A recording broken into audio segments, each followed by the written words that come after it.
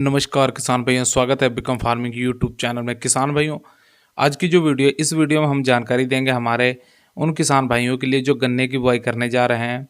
नए नए किसान बन के खेती की में आए हैं और गन्ना की बुआई करने जा रहे हैं, तो उनके लिए जानकारी देंगे कि गन्ने की बुआई करते समय उनको जो खाद है, दवाइयाँ हैं, कौन सी स्प्रे, कौन से उर्वरक जो उनको करने हैं गन्ना बुआई करते समय। गन्ने की बुआई करते समय उर्वरकों का जानना आपके लिए बेहद ज़रूरी है। अगर चैनल पे पहली बार आए तो चैनल को सब्सक्राइब करके पास वाली घंटी दबा लीजिए। तो बढ़ते हैं वीडियो की तरफ, तो बात करते हैं गन्ना बुआई करते समय आपको कौन कौन से खाद उर्वरक स्प्रे लेनी है और उनका प्रयोग अपने खेत में करना है। तो किसान भाइयों, गन्ना बुआई का समय जो चल रहा है, वसंतकालीन गन्ना बुआई का जो समय होता है 15 फरवरी से लेके पूरी मार्च भर इसका बुआई का समय रहता है। इसके बीच आप वसंतकालीन गन्ना बुआई कर सकते हैं। अब बात आती है कि गन्ना बुआई अगर हम करने जा रहे हैं तो उस समय हमें कौन कौन सी चीज़ों का प्रयोग करना चाहिए। किसान भाइयों, अगर आप खेती में नए नए जुड़े हैं तो किसी भी दुकान पे जाते हैं तो उससे जाके आप कहते हैं मैं गन्ने की बुआई करने जा रहा, तो दुकानदार आपको एक ही तरह के कई खाद उर्वरक स्प्रे ज़बरदस्ती करवाते हैं। यानी कि अगर वो कीटनाशक दे रहे हैं तो कीटनाशक में आपको वो छिड़काव भी करवाएंगे, स्प्रे भी करवाएंगे, क्योंकि उनको बेचना होता है, अपना प्रोडक्ट टारगेट पूरे करने होते हैं, तो वो सामान निकालते हैं। इसलिए आपको ज़्यादा झंझट में पड़ने की ज़रूरत नहीं है। बुआई करते समय आपको जो मुख्य खाद है वही लेनी है।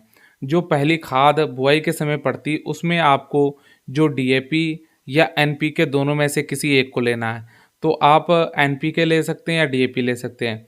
डीएपी अगर आप ले रहे हैं तो डीएपी आपको एक बैग लेना, तो डीएपी के साथ आपको जो पोटास है उसका प्रयोग जरूर करना। अगर एनपीके ले रहे हैं तो पोटास की ज़रूरत नहीं है।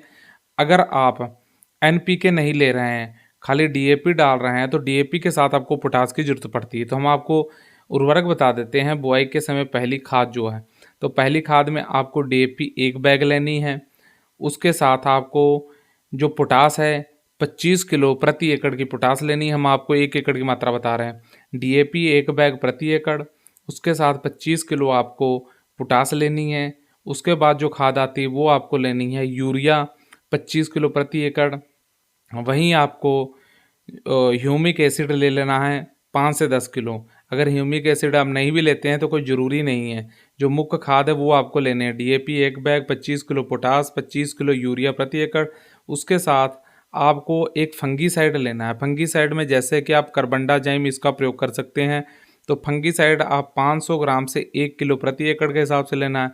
वहीं आपको एक इंसेक्टिसाइड लेना है। इंसेक्टिसाइड में किसान भाइयों यहाँ पे दो तरह के आ जाते हैं। या तो आप स्प्रे माध्यम से ले सकते हैं या फिर आप छिड़काव कर सकते हैं।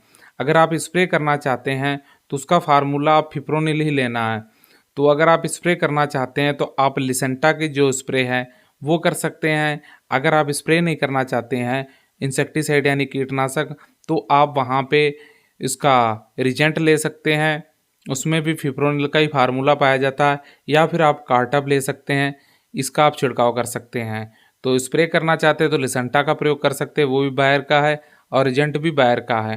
तो रिजेंट का आप वहाँ पे स्प्रे ना करके छिड़काव कर सकते हैं। रिजेंट अगर फिप्रोनिल जो फार्मूला वो लेते हैं तो 7 से 8 किलो आपको प्रति एकड़ जो रिजेंट है उसका प्रयोग करना है। किसान भाइयों, इतनी आपको खाद लेनी है। एक बार फिर से बताते थे, डीएपी एक bag, potash 25 kilo, urea 25 kilo, और इंसेक्टिसाइड में आप रिजेंट 7 से 8 किलो ले लें। वहीं फंगीसाइड 500 ग्राम से 1 किलो प्रति एकड़ के हिसाब से आपको लेना है। इतनी खाद का ही आपको प्रयोग करना है।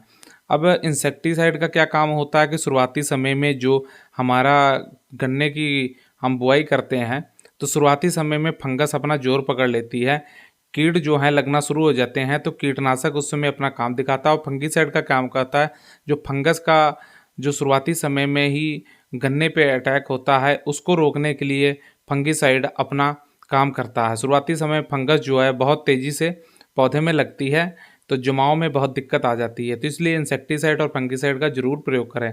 यूरिया, पोटास और डीएपी ये जो मुख्य खाद हैं इनको आपको लेना। बहुत सारी खाद उर्वरकों का प्रयोग करने की ज़रूरत नहीं है। उसके बाद आप जो पहली सिंचाई कर रहे होते हैं, दूसरी सिंचाई कर रहे होते हैं, उस समय पे आप एनपीके और सागरिका जैसे ग्रोथ प्रमोटर का भी प्रयोग कर सकते हैं। बुआई के समय बस आपको इतने ही खाद लेने हैं। गन्ना बुआई अगर आप कर रहे हैं तो आपको ज़्यादा खाद नहीं लेने हैं, जितने हमने बताया सिर्फ इन्हीं खादों का आपको प्रयोग करना है। तो उम्मीद करते हैं हमारे द्वारा दी गई जानकारी से आप संतुष्ट होंगे। जानकारी अच्छी लगी तो वीडियो लाइक कीजिए, शेयर कीजिए, चैनल को सब्सक्राइब करके पास वाले घंटी दबा लीजिए। धन्यवाद।